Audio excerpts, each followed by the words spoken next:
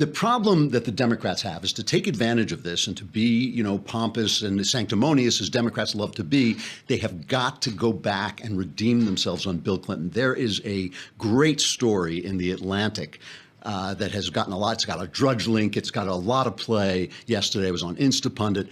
And it's by Caitlin Flanagan. And I should mention, because I'm going to praise the piece so unrelentingly, I should mention that Caitlin is my sister, who's actually my sister-in-law, but she has been like a little sister to me for these past 40 years. You can tell she's like a sister to me because I just annoy the hell out of her. That's what big brothers are supposed to do, right? We just annoy and pester them. But I also love her, and she's an incredible writer, and she has become an excellent journalist. I'm so proud of her, I have to just say. And she talks about the things that Bill Clinton was credibly accused of doing. Juanita Broderick reported that when she was a volunteer in one of his gubernatorial campaigns, she had arranged to meet with him at a hotel at the last minute. He changed the location to a room in the hotel where she says he very violently raped her. She said she fought against Clinton throughout a rape that left her bloodied. Paula Jones, obviously, Kathleen Willey. And she says, this is what Caitlin writes, it was a pattern of behavior. It included an alleged violent assault. The women involved had far more credible evidence than many of the most notorious accusations that have come to light in the past 5 weeks. But Clinton was not left to the swift and pitiless justice that today's accused men have experienced. Rather, he was rescued by a surprising force, machine feminism. This is Caitlin Flanagan writing in The Atlantic. Machine feminism. The movement had by then ossified into a partisan operation, and it was eager to let this friend of the sisterhood enjoy a little droit de seigneur. I don't know how to pronounce it, but it means the right of the Lord, basically. The notorious 1998 New York Times op-ed by Gloria Steinem, and she links to it, and you have to read it, must surely stand as one of the most regretted public actions of Steinem's life. It slut-shamed, victim-blamed, and age-shamed. It urged compassion for and gratitude to the man the women accused. Moreover, it characterized contemporary feminism as a weaponized auxiliary of the Democratic Party. And here's her conclusion. The Democratic Party needs to make its own reckoning of the way it protected Bill Clinton. The party needs to come to terms with the fact that it was so enraptured by their brilliant big dog president and his stunning string of progressive accomplishments that it abandoned some of its central principles. The party was on the wrong side of history, and there are consequences for that. Yet expedience is not the only reason to make this public accounting. If it is possible for politics and moral behavior to coexist, then this grave wrong needs to be acknowledged. Now, today, there's an op-ed in the New York Times, a former newspaper, called something like, I believe Juanita Broderick. So the New York Times, Juanita Broderick just said, hell has frozen over, she said. And let's remember the thing, when you go back to this, remember the Democrats and the press are the same organization. The Democrats and the media are the same organization. So when you go back, it's the media, too, that is to blame. It's the media they are the Democrats. I just want to play this clip because it is unbelievable. Don Imus, you remember Don Imus, who was chased off the air by Media Matters, the same group the same Soros group that's now trying to chase Sean Hannity off the air, total hit group. But anyway, Imus is interviewing Dan Rather, godfather of fake news, right? And he's asking Dan Rather why they're not covering the Juanita Broderick story. This is at the time that the Juanita Broderick story came out, and the press and the Democrats were protecting, and the feminists were protecting Bill Clinton. It's worth listening to this because it's incredible. And this Juanita Broderick thing that this interview that the people over there at NBC News have been sitting on for some reason, who knows, but.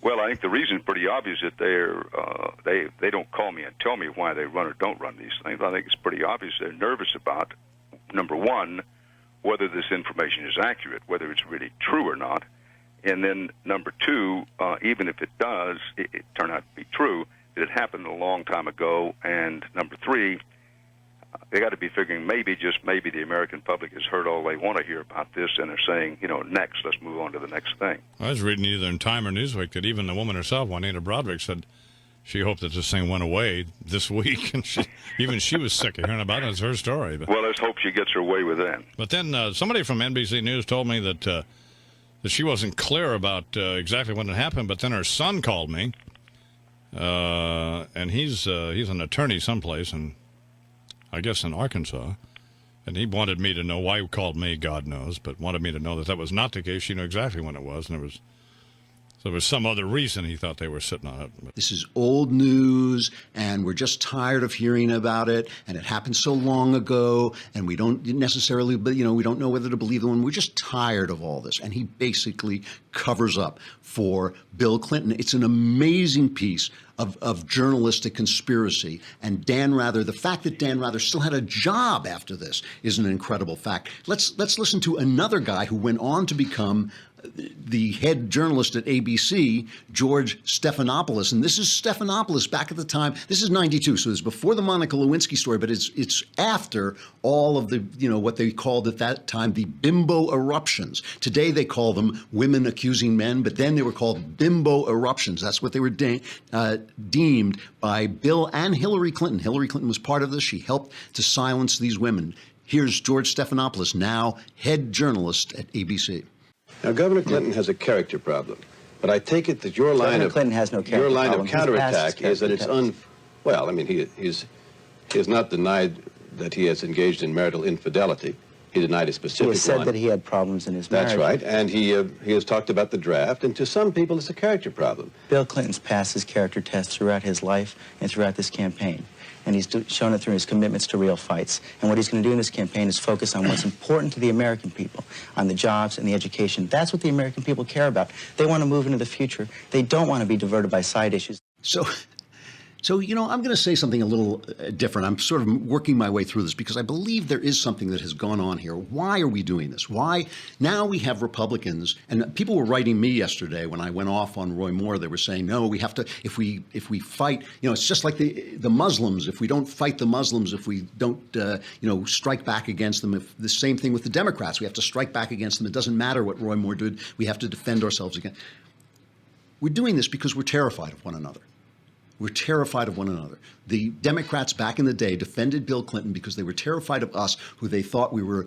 They thought we were the religious, crazy fundamentalists who were going to come and wrap them up. What's that show on TV, based on the Margaret Atwood novel, The Handmaid's Tale? They thought they were living in The Handmaid's Tale. They still think that. They're still terrified. They're living in this imaginary world where Republicans are coming to take their sex lives away and, their precious abortion rights, which maybe we do want to take away. But, they're talking about us as if we're these crazy loons, these crazy religious loons who want to crush them. Now, what happened was, because the press was owned by them, because they have the powerful arm of the press, they have the powerful arm of the academy, they have the powerful arm of showbiz, it created this atmosphere where they could essentially exclude us. They could make us all seem like we were nuts. But what we did is we built an alternative press. We built Fox News. We built an alternative academy and the think tanks that we have all over the place. And we were treated into our world where we could demonize them. And now we're terrified of them. And the question is our fear justified? Listen, conservatives are always fighting the tide because the tide is always for bigger government. Government naturally expands. The powerful want more power, whether they're Republican or Democrats. The Democrats at least openly have the philosophy of more power. The Republicans pretend to have a philosophy of less power, but they're powerful people, so they want more power. So Republicans are always slightly at a disadvantage. Conservatives are always slightly at a disadvantage. It's true. But are we justified in really being this afraid of one another, so afraid of one another that we can't talk? I mean, what if we took the questions and said, let's take the questions of Islamic immigration just for a minute. And then I'll get to my guest. But let me take the question of Islamic immigration just for a minute. The left says, oh, you guys are Islamophobic bigots. You're horrible, hateful, terrible people that you want to ban Islamic immigration or limit Islamic immigration. And we say, you guys hate America and you're bringing in these terrorists to kill us and you just want to destroy everything that's good and beautiful and you pretend to be feminists, but you love these guys who dress their women in burqas. But what if those are the extreme cases? What if those people exist? But what if somewhere in the 70% of us who are in the center, there are other questions? What if on one side there are people who are concerned about religious persecution? Religious, bigotry can get very ugly very quickly, and you can have a Holocaust. The Holocaust really did happen after centuries of people picking on Jews. So maybe they're afraid of that. Maybe we can talk to them about that, and we can say, hey, on our side, this is a creedal nation. We have a creed, and it's that creed that allows us to accept accept all kinds of different people. But what if there's something in the Islamic creed that doesn't work with our creed? So maybe we do have to limit immigration. That's a debate between people of goodwill. That's a debate you can have. That's a debate where you don't have to be afraid of one another. The press, the fact that the press is so left-wing and the fact that we have retreated into our own right-wing cocoon is what causes us to hate and fear one another, such that we're willing to support sexual predators if they will keep our majority in Congress or in the Senate. And I think that it's a problem. It is a genuine problem. And I think people of goodwill are going to have to start reaching out across the aisle, because the press is our enemy here. The media is our enemy. They want to cause hatred on the other side because they're all on one side. And our press is all on one side. And I think, and that sells. That sells. That gets good ratings. And somehow we're going to have to get around that roadblock of the media and start to talk to one another face to face, because when we start to do that, we don't have to be, I hope we don't have to be quite as afraid. Hey,